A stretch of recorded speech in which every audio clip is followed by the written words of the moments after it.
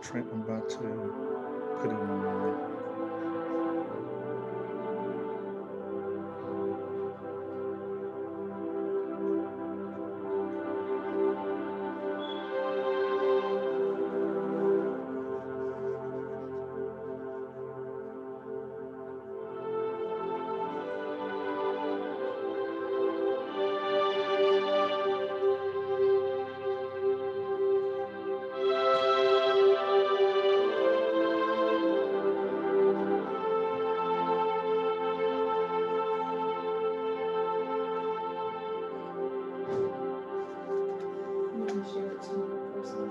Okay.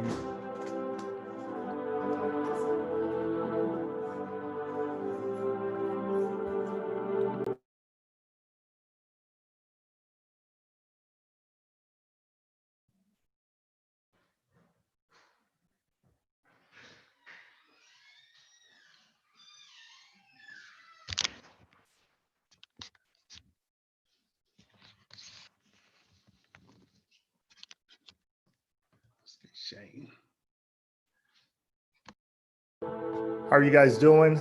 Just getting some technical stuff together real quick. All right. How are you? I'm good. Hey, Brother Spence.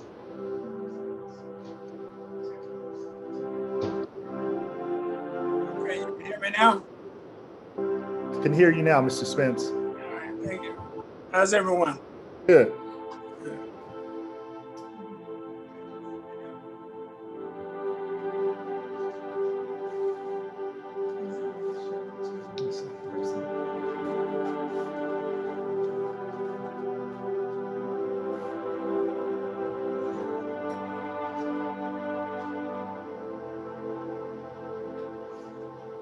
Give me a couple of minutes.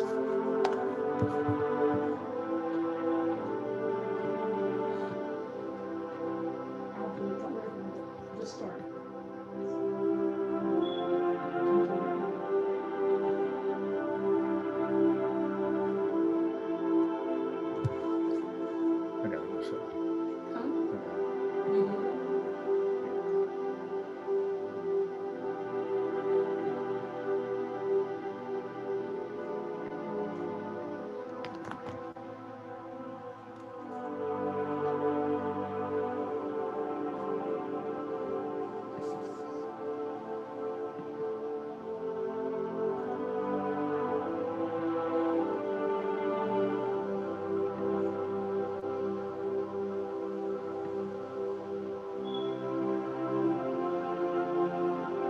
Share it on the page. Share it from the church page.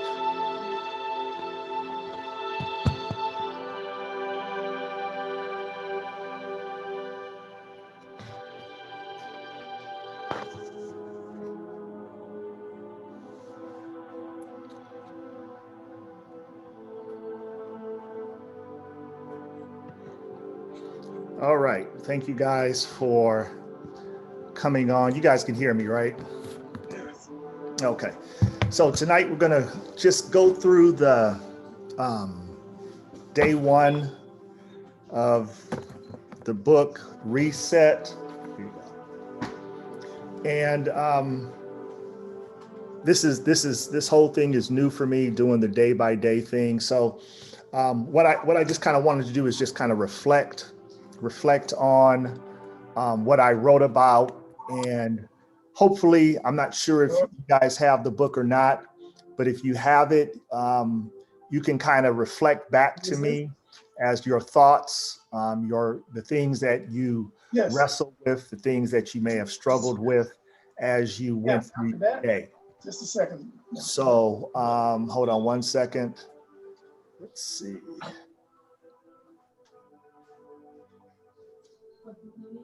Okay, so that's what we're going to do tonight.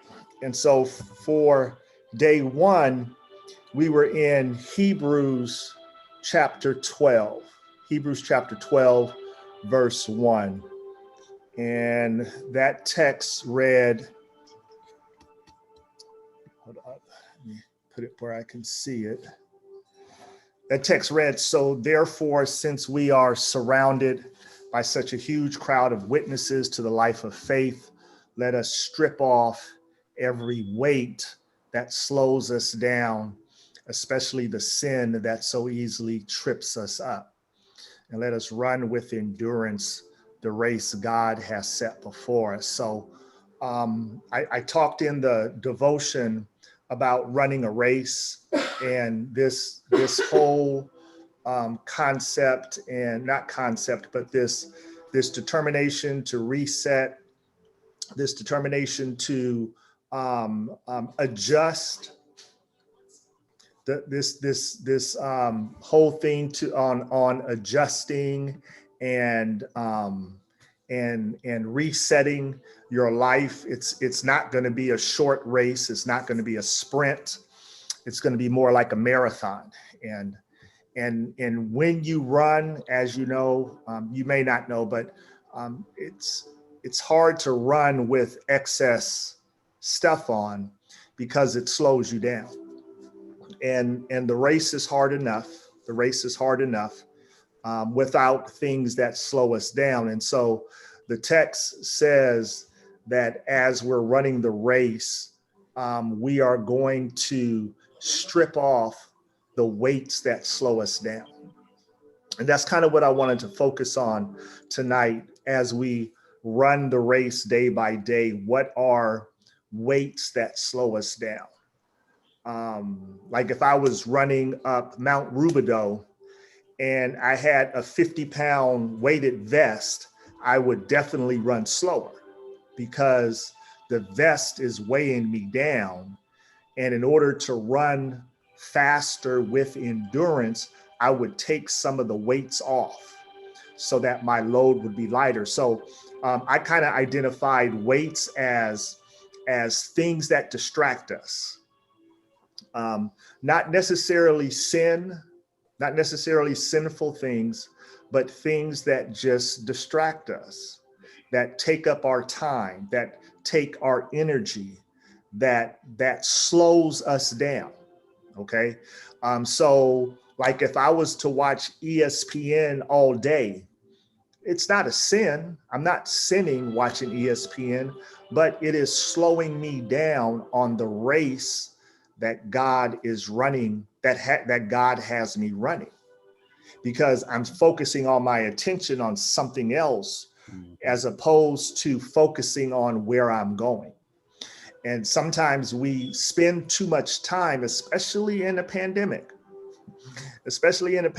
we spend too much time on weights that slow us down. Another thing is our cell phones. I don't know about you, but on my phone, at the end of the week, it gives me a summary of how much time I'm spending on my phone. Okay. And so I think one of the questions, reflection questions that I asked us to identify weights that slow us down.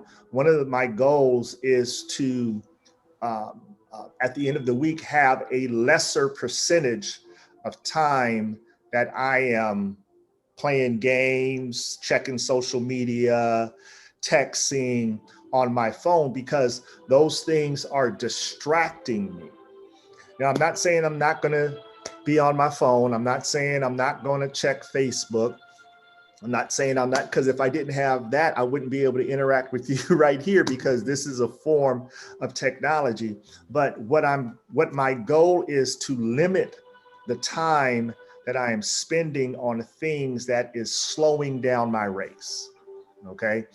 And as opposed to that, I'm going to try to spend more time focusing on the work that I have to do, perhaps focusing on family, spending some time with God, praying, those type of things. So identify, today I wanted us to identify some of those weights that are slowing us down. Okay. I'm looking at I said, what are some weights in your life that you can strip off so you can focus on your reset? So I just shared a few of mine. Not watching as much television. I watch television as background. But I find that my background becomes my main focus sometimes because I am watching instead of working. And I don't know about you, I have so many things going through my mind. I'm thinking about something. Then when I go do it, I start thinking about something else and I forget what I was doing. Like I'll walk in the room to go get my computer or something. And when I get there, my mind has already switched somewhere else. Then I get in the room and I can't remember what I came in the room for. That's because I like to pride myself perhaps on multitasking, but maybe I should just focus on one thing at a time. So those are some of the things that I'm going to be working on. I'm going to be working on stripping myself of weights that distract me. Okay, now the word in the English Standard Version says that we should lay aside the weights. Okay, and so what that word lay aside means it means to cease what you are accustomed to doing. That's what it means in the Greek. That word lay aside, it means to cease those things that you are accustomed to doing. And the weight are things that serve to hinder the purpose that God has for us. So weights are things that hinder, they're not sin, but they hinder the sole purpose that God has for your life. Okay, so that's how we have to view it. These weights that we are stripping off are hindering the providential path that God has for us. That's why we need to set them aside. All right. Now the writer of Hebrews shifts. He says there are weights that slow us down, and then there is sin that trips us up. Okay, so now we move from things that slow us down to things that trip us up, meaning that we may fall. And now that is sin. Okay, let me just answer this question. I got to answer is, what if you're not sure what your purpose is? That's a great question.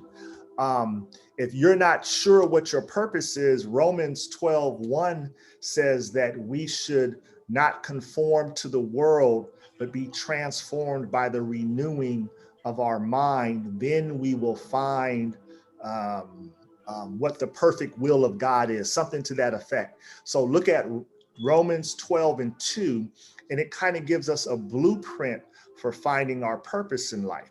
We have to not conform to the world, so we have to kind of go against the world. We have to be transformed by the renewing of our mind. And then the word says, then God will show you what your will is. A lot of times we want for God to show us his will for our lives first. But God says, no, you need to commit yourself to me first, wholeheartedly. And then I will show you what your purpose is in life. So look at that text. I'm Sister Jennifer. Look at that text in Romans 12:1-2, and see if that brings any clarity to finding your purpose. I'm not saying that's the only way to do it, but that's the one that I can name off the top of my head. So when we go from the weights that slow us down, and then the sin that trips us up. Okay. Now sin trips us. We fall. We know what sin is. Sin is missing the mark. It's not doing what is pleasing to God.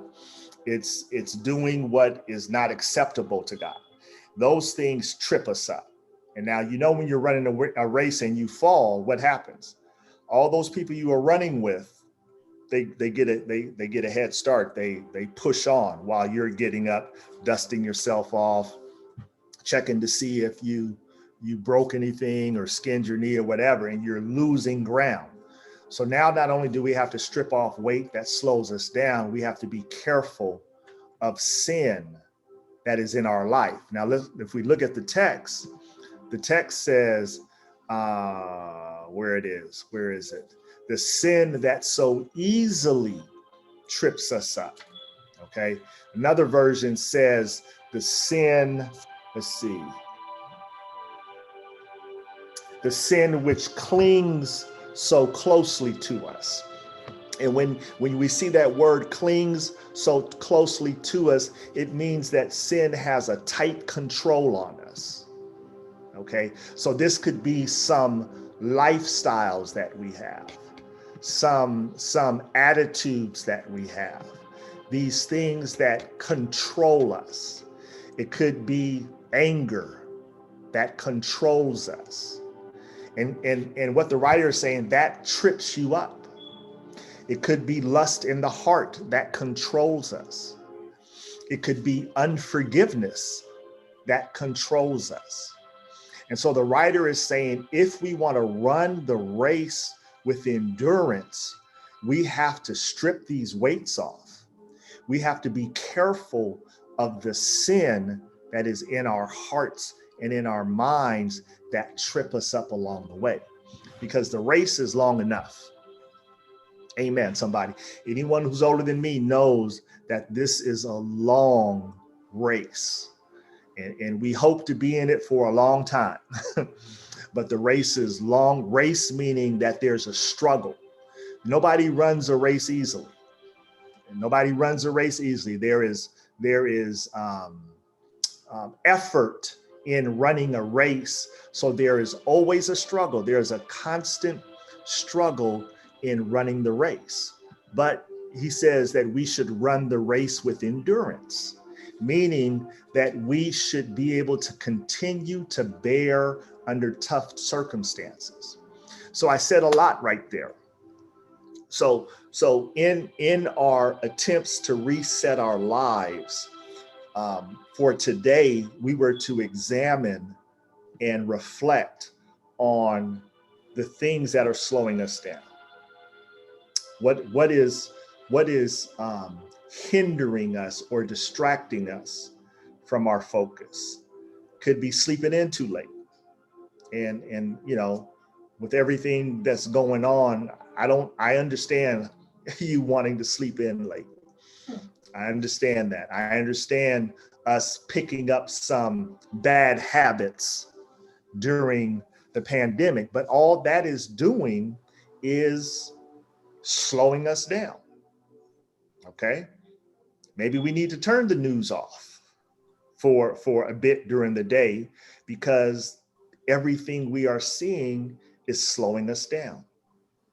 Okay? So hopefully during your day, you were able to identify, I identified a few before you, my TV watching, my engagement in social activity, social media.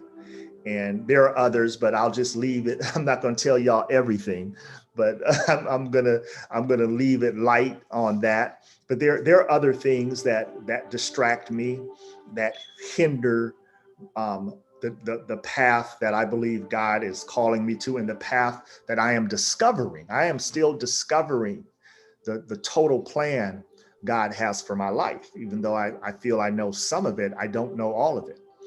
And so this reset is a time for us to get our lives back tuned into God for the next 21 days. Because with everything that's going on, we need to hear from God clearly.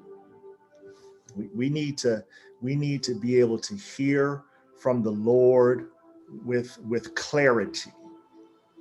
And one of the ways we hear from God with clarity is to draw closer to God. And James says that if we draw close to God, God will draw close to us. So over the next 21 days, I pray and hope that we will go on this journey together. Maybe I'll be a little bit more transparent as we push on with some other things. But I'm just kind of sharing what I was wrestling with today and what I was working on. I'm not sure how successful I was. I was able to focus a little better today, putting some efforts into stripping off weight and being careful of sin in my life that trips me up. Okay, so I said I wasn't going to keep this part long. I said since we're doing 21 days, I wouldn't keep us more than 21 minutes. I'm not saying I'm going to keep us 21 minutes every day. Some days it'll be 5 minutes, maybe some days it'll be 10 minutes. But I kind of want to go over just a few core things that I think will help us on the journey. If you don't have the book, in my introduction, I defined Merriam-Webster's dictionary defines the word reset as to set again or to renew.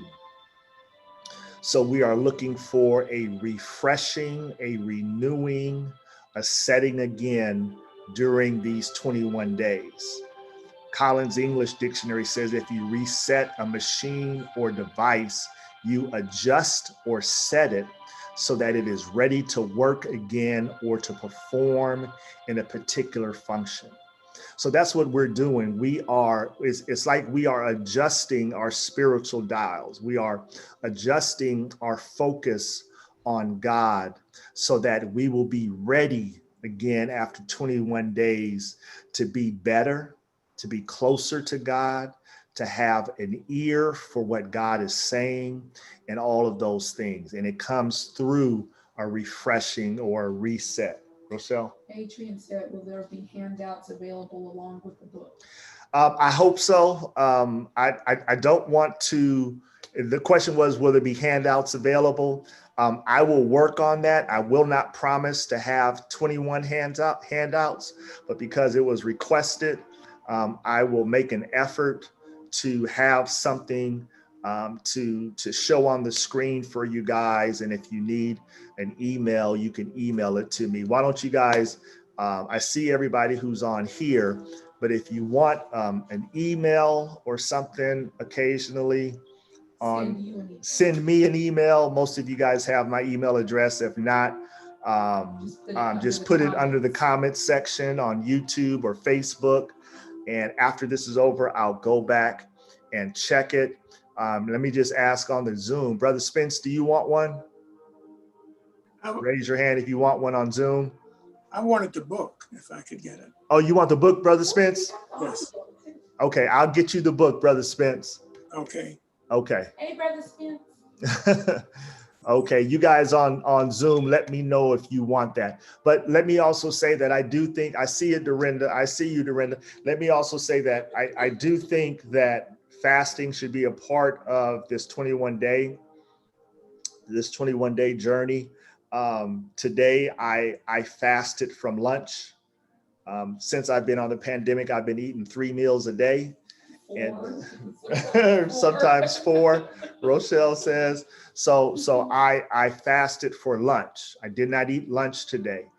And so as I progress in my 21 days, I will increase my fast. For those of us who are have health concerns and cannot fast physically, perhaps you can fast from other things, TV fast. How about bad attitude fast? Preferably food if you're not under a doctor's care. Not if you're not under a doctor's care. If you want questions, if you have questions on that, you can always modify. You can always modify. Like if you're on medication, maybe eat a bowl of soup and crackers instead of a steak, potatoes, and broccoli. You know, maybe tone it down a little bit. In those type of ways because fasting involves sacrifice. By no means do I want anyone to get sick fasting. So if you have any concern about it, check with your doctor. But I do believe fasting is a part of, is a spiritual discipline that helps us get close to God, to hear from God and receive clarity from God. And I believe that's part of this could be part of your reset, is because you cannot hear from a full glass of, if you are full with food, you cannot hear from God all the time. Sometimes you have to be empty. You have to be empty. That's why Jesus fasted 40 days in the wilderness, because he was emptying himself before he began his public ministry. And so sometimes we must be empty in order for God to pour into us. And so let's look at modifying those diets, maybe cut out meat, maybe just eat a salad or something like that. But fasting should definitely be a part of your reset. So They're asking we- Rick. you can get the book from Amazon.com. The link has been posted on my Facebook page, on my author page, on my Instagram page. You can go to Amazon.com and just type under books reset, and it's a green book, and you can order it, and it should be to you in a couple of days, unless you want to order it electronically on Kindle, and it could be you can have it within minutes if you do that. All of these will be on your, all of these nightly reflections will be on your author page for Yes. people to go back if they missed a day. Yes, if you 'Cause miss they're a day, asking. if you miss a day, you can go to social media on my author page, and you can see the video on there if you miss a day. We're going to do this every day, Saturdays and Sundays.